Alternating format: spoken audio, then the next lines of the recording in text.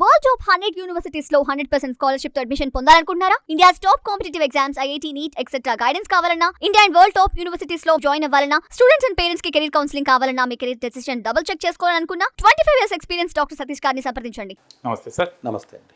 Sir, engineering మనం చూస్తాము, only top 2% మనకు మంచి అడ్మిషన్స్ వస్తున్నాయి. దాదాపు 80% ఆఫ్ ద స్టూడెంట్స్ అంత మంచి కాలేజెస్కి వెళ్ళట్లేదు సార్. అవునండి. అంత మంచి కాలేజెస్ వెళ్ళట్లేదు. సో వాళ్ళ స్టడీయింగ్ ఎన్విరాన్మెంట్ కూడా అంత బాగుంటలేదు. చిన్న కాలేజెస్ స్టడీయింగ్ ఎన్విరాన్మెంట్ కూడా అంత బాగుంటలేదు సార్. వాళ్ళు నెక్స్ట్ స్టెప్ ప్రోగ్రెస్ అవ్వాలంటే, ఇంకా మంచి ఫ్యూచర్ ఉండాలంటే ఏం చేయాలి సార్? మనకి ఎప్పుడు మీరు అన్నట్టుగానే 2-3% ఆఫ్ ది పీపుల్కి మంచి ఆపర్చునిటీస్ వస్తూ ఉంటాయి సార్. మరి మిగిలిన వాళ్ళు ఏమన్నా సతీష్ గారు అప్పుడు మంచి కాలేజీకి వెళ్ళమంటారో అని అడుగుతారు పాపం చాలామంది. వాళ్ళ దృష్టిలో పెట్టుకుని నేను ఈ వీడియో చేస్తే బెటర్ నాకు అనిపించింది మనసుకి. యాక్చువల్గానంటే ఒక టైర్ 3 కాలేజీకి మనం వెళ్ళాము. మోస్ట్లీ స్టూడెంట్ కొంచెం స్కోర్లు, ర్యాంకు లేకపోతే తక్కువ మార్కులు రావడం ఏదో జరుగుంటుంది. So tier 3 student for understanding purpose. Mostly ఈ కాంబినేషన్లో ఒక టైర్ 3 స్టూడెంట్ టైర్ 3 కాలేజీకి వెళ్ళినప్పుడు ఆబ్వియస్గా కెరియర్ ఆపర్చునిటీస్ పర్స్పెక్టివ్లో అది కూడా టైర్ 3 కింద ఉంటుంది. అంటే 100% అని కదండి, అక్కడ కూడా కొంతమంది మళ్ళీ వరస్ట్ ప్లేస్లో కూడా టైర్ 3లో కూడా ఒక 4-5 డెఫినెట్గా అవుతారండి ఇప్పుడు. బట్ ఓవరాల్ పర్స్పెక్టివ్ చెప్తున్నాను. ఇట్స్ నాట్ దట్ ఎప్పుడు షైన్ అవ్వకుండా ఎందుకుంటారండి. వరస్ట్లో కూడా బెస్ట్ ఉంటారు, బెస్ట్లో కూడా వరస్ట్ ఉంటారు. ఆ కేసెస్ ఎప్పుడు ఉంటాయండి, అది పక్కన పెడదాం. బట్ ఇన్ జనరల్గా మామూలుగా ఒక టైర్ 3 స్టూడెంట్ ఒక టైర్ 3 బ్రాంచ్కి, ఒక టైర్ 3 కాలేజీకి, ఒక టైర్ 3 స్టూడెంట్, ఒక టైర్ 3 లైఫ్ ఛాన్సెస్ ఎక్కువ ఉన్నాయి. టైర్ 3 లైఫ్ రావడానికి chances are very high. I'm not saying that అది 100% అవుతుందని చెప్పలేదు. సో అంటే మీరు వెళ్ళేటప్పుడే ఒక కాలేజీకి మీరు చూస్ చేసుకుని వెళ్ళేటప్పుడే చిన్న కాలేజీ టైర్ 3 కాలేజ్ అయితే మీరు రిస్క్లోకి వెళ్ళిపోయినట్టే. ప్లస్ బ్రాంచ్, ప్లస్ స్టూడెంట్ కూడా వీక్గా ఉన్నాడు. చూసారు, ఇన్ని కాంబినేషన్స్ ఉన్నప్పుడు ఆబ్వియస్గా అవుట్కమ్ కూడా కొంచెం వరస్ట్గా వచ్చే అవకాశం ఉంది. కాబట్టి అలర్ట్ అవ్వండి అని చెప్తున్నా. ఛాన్సెస్ ఎక్కువ ఉంటాయి, ఎందుకంటే మన కాలేజీలో చూస్తున్నాం కదా. మరి అందుగురించి జనాలు 4-5 ఏళ్ళు కష్టపడి చదివి కొంచెం మంచి ర్యాంకులు తెచ్చుకుని వెళ్దాం ట్రై చేస్తున్నారు. కొంచెం బెటర్ లైఫ్ ఉంటుందని. ఫైనల్గా at the end of the day better life tier 3 కాకుండా టైర్ 1 లైఫ్ కావాలనుకోండి. సో దాన్ని కూడా మనం డివైడ్ చేస్తే, సో ఇప్పుడు ఈ పిల్లలు ఎవరైతే మీరు చదువుతున్నారో వీళ్ళు తెలుసో తెలియకో తప్పులు జరిగినాయి, మంచి కాలేజీ రాలేదు. అందులో కొంతమంది మంచిగా చదివే వాళ్ళు ఉండొచ్చు, కొంతమంది చదవని వాళ్ళు ఉండొచ్చు. వీళ్ళు ఇప్పుడు ఏంటి అలా ఎలా మెరుగుపరుచుకోవాలన్న దాని మీద మనం మాట్లాడదాం. ఎందుకంటే మీరు ఎప్పుడు పెద్ద కాలేజీలు మాట్లాడతారు, ఇట్ల గురించి కూడా మాట్లాడడానికి ఎక్కువ మంది అడుగుతున్నారు. కాబట్టి ఇది మనం కొన్ని పాయింట్స్ డీటెయిల్గా నేను చెప్పడానికి ప్రయత్నం చేద్దాం మనం. ఒకటి, మీరు ఎప్పుడైతే కొంచెం వీక్ కాలేజెస్లో ఉన్నారో ఫస్ట్ ఆఫ్ ఆల్ ఏంటంటే మీరున్న స్థితిని మీరు గమనించడం ఫస్ట్ నేర్చుకోవాలి. ఫస్ట్ అండర్స్టాండ్ చేసుకోవాలి కదండి, ఎలర్ట్ అవ్వాలి. అంతే కదా. ఓకే, ఇదేదో మనకి ఈ కాలేజీలో ఉన్న ఆపర్చునిటీస్ ఏంటి, ఈ కాలేజ్ ఎలాంటిది, చుట్టుపక్కల వాళ్ళు ఎలా ఉన్నారు, సీనియర్స్ ఎలా ఉన్నారు, ఎలాంటి ప్లేస్మెంట్స్ వస్తున్నాయి, ఇదంతా కూడా ఫస్ట్ ఒక అబ్జర్వ్ చేసి ఒక అండర్స్టాండింగ్ వచ్చారండి. దానికి ఫైనల్ ఇయర్ దాకా ఎందుకు వెయిట్ చేయడం? మోస్ట్లీ కాలేజీ బట్టి తెలిసిపోతుంది. బట్ స్టిల్ మీరు ఒకసారి కాలేజీకి వెళ్ళిన తర్వాత మీకు కొంచెం క్లారిటీ పెరుగుద్ది. ఫైనల్ ఇయర్ వాళ్ళతో మాట్లాడితే అర్థమైపోతుంది అంతే కదండి. అక్కడ ఫ్యాకల్టీస్ ఉన్నారు, వాళ్ళ క్వాలిఫికేషన్స్ ఏంటి, వాళ్ళు హెచ్ఓడి ఎవరు, వాళ్ళు ఎక్కడ చదువుకున్నారు, స్టూడెంట్ ఫ్యాకల్టీ రేషియో ఎంత ఉంది, ఇవన్నీ చాలా ఫ్యాక్టర్స్ అన్నీ కూడా కొంత వేరే వీడియోలో చెప్పాను. కాబట్టి అది కొంత అర్థం చేసుకోవడానికి ప్రయత్నం చేయాలి. మీరు కాలేజీని మార్చలేదు, నేనేం కాలేజీని మార్చమని చెప్పట్లేదు, నువ్వేం మారవు. First aware అవ్వమంటున్నా. అవేర్ అయితే కదండి నెక్స్ట్ సజెషను లేకపోతే ఇంకోటి వాడు మైండ్కి ఎక్కుద్ది. ఇది వీరంతో తొందరలో మీరు క్లారిటీ తెచ్చుకోవాలి తప్ప ఏం కాదులే, ఫైనల్ ఇయర్ ఎవడో వెళ్ళాడు బాగానే వచ్చింది ఉద్యోగం, సతీష్ అలాగే చెప్తారులే, మా కాలేజీలో కూడా బాగా చెప్తారు, ఏం కాదు మంచి జాబ్ వస్తుంది, ఇలాగా తెలియనితనంతో ఓవర్ కాన్ఫిడెన్స్తో ఉండడం ఏదైతే ఉందో ఫస్ట్ అది తీసేయాలండి. నువ్వు ఫారెస్ట్లో వెళ్తున్నప్పుడు మూల ఎలక్ట్కి వెళ్తావండి, రోడ్లో వెళ్ళినప్పుడు ఎలక్ట్కి వెళ్ళావు, సేమ్ మనిషివే. సో అది ఫారెస్ట్ లాంటిది. కొంచెం అక్కడ మేబీ కొంత అవేర్నెస్ మీరు తెచ్చుకోవాలి. అవేర్నెస్ వచ్చిన తర్వాత నెక్స్ట్ ఏం చేయాలి అంటే, ఓకే ఈ కాలేజీలో మనకున్న ఆపర్చునిటీస్ ఏంటి లిస్ట్ అవుట్ చేసుకోవాలి. ఎలాగా, సెకండ్ ఇయర్లో ఎంతమంది సమ్మర్ ఇంటర్న్షిప్స్కి వెళ్ళారు సీనియర్స్. ఓకే 100 మందికి 10 మంది వెళ్ళారు, 100 మందికి 10 మందికి వస్తుందన్నమాట. ఓకే 10 మంది ఎలాంటి కంపెనీస్కి వెళ్ళారు, ఎంత శాలరీ నోట్ చేసుకోవాలి. థర్డ్ ఇయర్లో ఎంతమంది వెళ్తున్నారు, ఓకే ఎంతమంది వెళ్ళారు. ఫైనల్ ఇయర్లో ఎంతమంది ప్లేస్మెంట్లు వచ్చినాయి, నేను నోట్ చేసుకోవాలి. నెక్స్ట్ జీపీఏ ఎంత వస్తున్నాయి, 9 అబోవ్ జీపీఏ ఎంతమందికి వస్తున్నాయి, 9.5 అబోవ్ ఎంతమందికి వస్తున్నాయి, ఇదన్నీ మనం నోట్ చేసుకోవాలి. నెక్స్ట్ రీసెర్చ్ ఫెసిలిటీస్ ఆ కాలేజీలో ఉన్నాయా లేవా, ఎవడన్నా రీసెర్చ్ చేసి కూడా ఉన్నాడా లేడా, పిహెచ్డీ చేసిన ఉన్నారా లేరు ఫ్యాకల్టీ, ఉంటే పిహెచ్డీ ఎక్కడ చేశాడు, కొనుక్కొచ్చాడా లేకపోతే పెద్ద మంచి కాలేజ్ చదివి వచ్చాడా? పిహెచ్డీలో ఏమైనా చిన్న చిన్న కాలేజీలో కొనుక్కొని వస్తూ ఉంటారు వీళ్ళు. ల్యాబ్స్ ఉన్నాయి లేవా నోట్ చేసుకోవాలి. సీనియర్స్ అడిగితే చెప్తారు నా ఫ్యాకల్టీ. నెక్స్ట్ హయ్యర్ స్టడీస్కి ఎంతమంది వెళ్ళారు, ఎలాంటి కాలేజీకి వెళ్తారు, ఎంతమంది వెళ్ళారు, ఒకటి అక్కడ ఆపేకూడదు వచ్చింది. మళ్ళీ ఎలాంటి కాలేజీకి వెళ్ళారు, ఓకే వెళ్ళిన వాళ్ళు ఎవరైనా మంచి కాలేజీ వాళ్ళకి వెళ్తే ఎలా వెళ్ళారు, వాళ్ళ ప్రొఫైల్స్ ఏంటి, జాబ్స్కి వెళ్తే ఎలాంటి జాబ్స్కి వెళ్తున్నారు ఏంటి, గేట్ ఎగ్జామ్ ఎంతమంది రాశారు ఫైనల్ ఇయర్ వాళ్ళు, ఓకే 20 మంది రాస్తే ఒకటికి వచ్చింది, ఎలాంటి ర్యాంక్ వచ్చింది, వాడు 2 ఏళ్ళు చదివాడు 3 ఏళ్ళు చదివాడు.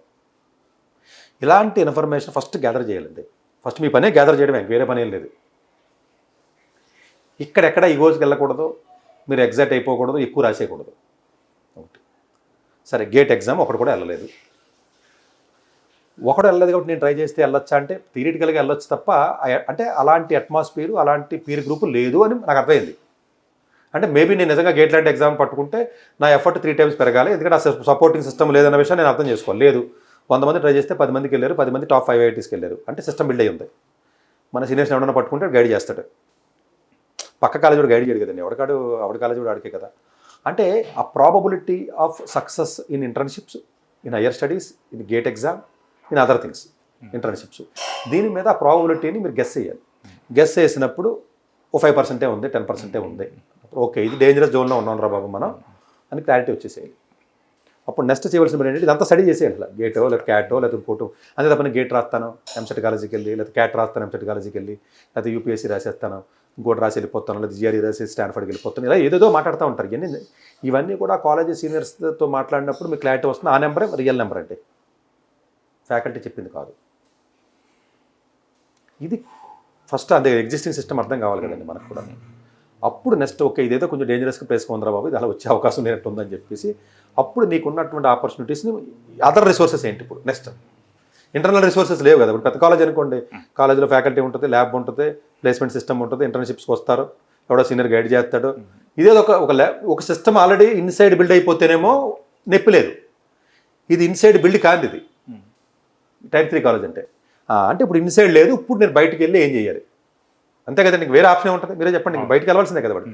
ఈ బయటికి ఎలా చూడాలి, బయటికి చూడాలనుకున్నప్పుడు 4 years ఇంజనీరింగ్లో నేను ఎట్లా చూస్తానంటేనండి 3 సమ్మర్లో అంటే 3 3 9 3 నెలలు అనుకుంటే సమ్మర్ హాలిడేస్, 3 వింటర్లో ఒక్కొక్క నెల అనుకుందాం మనం.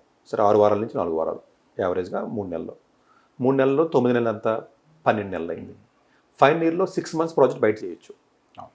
అంటే 12 ఇది ఒక 6 18 అయింది. 18 మినిమము. కొంతమంది ఫైనల్ ఇయర్ మొత్తాన్ని కూడా ఎలా చేస్తున్నారు. సరే 18 మినిమం, లేకపోతే 24. అంటే లాజికల్గా 2 years వచ్చేసింది కదా. ఇప్పుడు నీ చేతులు ఇది ఉంది, ఇది ఒక ఫ్యాక్టర్. నెక్స్ట్ ఫ్యాక్టర్ ఏంటి, జీపీఏ. నువ్వు ఆల్రెడీ నువ్వు వరస్ట్ కాలేజీలో ఉన్నావు కాబట్టి మేబీ వరస్ట్ కాలేజీలో ఉన్న వాళ్ళకి జీపీఏ రావడం కొంచెం ఈజీ, ఎందుకంటే రిలేటివ్ సిస్టమ్ ఉంటుంది కదండి. ఈజీ అంటే మళ్ళీ దాన్ని వేరే రకంగా అర్థం చేసుకోవచ్చు, కానీ కంపారిటివ్గా కొంచెం అయితే అవుతుంది. ఇప్పుడు ఐఐసీకి వెళ్ళి జీపీఏ రమ్మంటే ఎక్కడికి వస్తుంది, రాదు కదా. సో జీపీఏ సో నువ్వు పట్టవలసింది ఏంటి, ఓకే జీపీఏ ఒకటి కాలేజీని వాడుకోవాలి, మిగతా ఎలాగ వాడడానికి లేవు కదా. జీపీఏ 9.5 9 9.3 తెచ్చేసుకోవాలి. ఇది నీ చేతిలో ఉన్న పని. ఇది ఎంత వర్స్ట్ కాలేజ్ అయినా జీపీఏతో వస్తుంది కదా. ఇది పక్కన పెట్టు. ఇప్పుడు ఈ సమ్మర్స్లో ఏం చేయాలి, ఇదొక ఫ్యాక్టర్. నెక్స్ట్ ఆన్లైన్లో మనం ఏం నేర్చుకోవాలి. ఎగ్జాక్ట్గా ఈ ఆన్లైన్లో మనం నేర్చుకునే కోర్సులు ఏంటి, మన స్కిల్స్ ఏ విధంగా డెవలప్ చేసుకోవాలి ఏంటి, వాట్ ఈజ్ వాట్. ఓకే మనం ఏ కోర్స్ మనం ఏ బ్రాంచ్ జాయిన్ అయ్యాం, ఈసీ జాయిన్ అయ్యాం, లేకపోతే ఏదో సివిల్ ఏదో జాయిన్ అయ్యాం, లేకపోతే కంప్యూటర్ సైన్స్ జాయిన్ అయ్యాం. ఓకే దీనికి సంబంధించిన ఇప్పుడు లేటెస్ట్గా ఉన్న టెక్నాలజీస్ ఏంటి, ఎమర్జింగ్ టెక్నాలజీస్ ఏంటి, ఇదంతా క్లారిటీ రావాలి. సో ఫస్ట్ ఇయర్లో ఏం చేయాలి, ఫస్ట్ ఇయర్లో ఉన్న మ్యాథమెటిక్స్ని ఫిజిక్స్ని బాగా చదవాలి. నేను అలాగే కంప్యూటర్ సైన్స్ జాయిన్ అయ్యాను కదా మ్యాథ్స్ వదిలేయకూడదు, రేపు నేను ఏ ఎగ్జామ్ రాసినా మ్యాథ్స్ కావాలి. కాబట్టి ఫస్ట్ ఇయర్లో ఉన్న సబ్జెక్ట్ అన్ని బాగా చదువుకుని అవసరమైతే స్టాటిస్టిక్స్ కానీ మ్యాథమెటిక్స్ కానీ ఇట్లాంటి ఫండమెంటల్గా ఉన్నటువంటి యాప్టిట్యూడ్ కానీ ఇలాంటివన్నీ బిల్డ్ చేయాలి. అవి గేట్ ఎగ్జామ్కైనా పనికి వస్తాయి, ప్లేస్మెంట్కైనా పనికి వస్తాయి, లేకపోతే జిఆర్ఈకైనా పనికి వస్తాయి. అన్నింటికి పనికి వచ్చి యాప్టిట్యూడ్ని ఫస్ట్ ఇయర్లో ఫినిష్ చేసేయాలి. అవును, ఎందుకంటే కోర్ సబ్జెక్టులు రావు కదండి, వాడికాడు పాపం చేయలేడు. ఇదేమంటాడు, మొన్న ఒకటి వచ్చి మా దగ్గరికి, సార్ సెకండ్ ఇయర్ థర్డ్ ఇయర్లో కోర్ సబ్జెక్టులు వస్తాయి కదా, ఫస్ట్ ఇయర్ గంతులు వేస్తానంటాడు. మరి ఫస్ట్ ఇయర్ నువ్వు గంతులు ఏంటంటారా బాబు, నీకు ఫస్ట్ ఇయర్లో చదివాల్సిన బోర్ ఉన్నాయి కదా ఫస్ట్ ఇయర్లోను. సో ఫస్ట్ ఇయర్లో చదవలసినటువంటి ఇంజనీరింగ్ మ్యాథమెటిక్స్ లేదా మ్యాథమెటిక్స్ యాప్టిట్యూడ్ ఇలాంటివి ఏవైతే ఉంటాయో, లేదా ఏ మెకానికల్ ఎలక్ట్రికల్ ఉన్నాడు అనుకోండి, వాడికి కంప్యూటర్ సైన్స్ ప్రోగ్రామింగ్ లాంగ్వేజ్ లేదనుకుందాం, ఏ సిఓ C++ పైథాన్ అవి నేర్చుకోవచ్చు కదా ఫస్ట్ ఇయర్లో.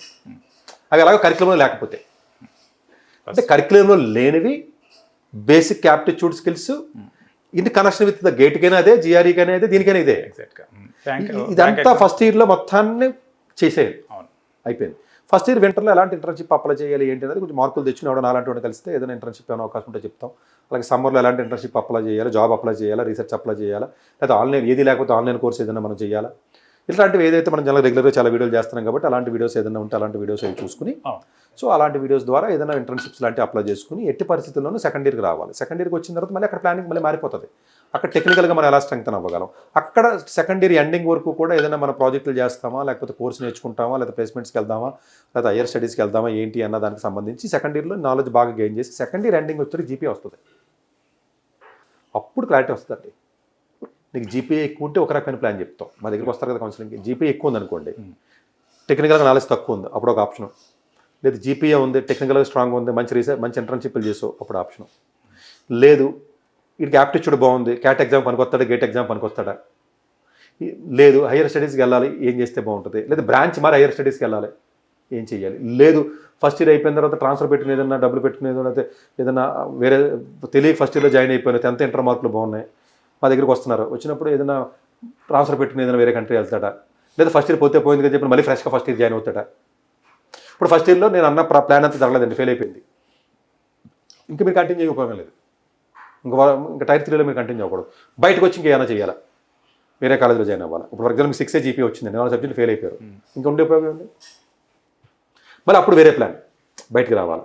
లేదు మార్కులు వచ్చినాయి, ఇంకా కొంచెం బెటర్ కాలేజీకి వెళ్తే ఏమైనా ట్రాన్స్ఫర్ పెట్టుకుని వెళ్ళగలమా, మనకు 10th 12th మార్కులు ఉన్నాయా, లేదా ట్రాన్స్ఫర్గా ఏమైనా అమౌంట్ అవుతుందా, లేదు సెకండ్ ఇయర్లో కొంచెం పికప్ చేశారు మళ్ళీ సబ్జెక్టు, అక్కడ యాప్టిట్యూడ్ బాగుందా, వీడికి హార్డ్ వర్కింగ్ నేచర్ ఉందా లేదా. బట్ ఇదంతా చేయాలంటే చాలా స్ట్రెంగ్త్ ఉండాలండి. చాలా కాలేజీలో జనరల్గా అవకాశం ఉండదు. నేను 2 రూల్స్ ఫాలో అవ్వమని ఒక వీడియో చేశాను కదా, అది 100% ఫాలో అయినోడికి ఈ వీడియో కూడా వర్తిస్తుంది. ఆ వీడియోకి కనెక్షన్ అది. ఆ 2 రూల్స్ ఫాలో అవ్వకుండా టైర్ 3 ఓడు టైర్ 1 లైఫ్ కావాలంటే కదా, tier 3 college, tier 3 student, tier 3 life, tier 3 ఓడు టైర్ 1కి లైఫ్కి వెళ్ళాలి అనుకున్నట్లయితే ఆ 2 రూల్స్ ఫాలో అవ్వాల్సిందే.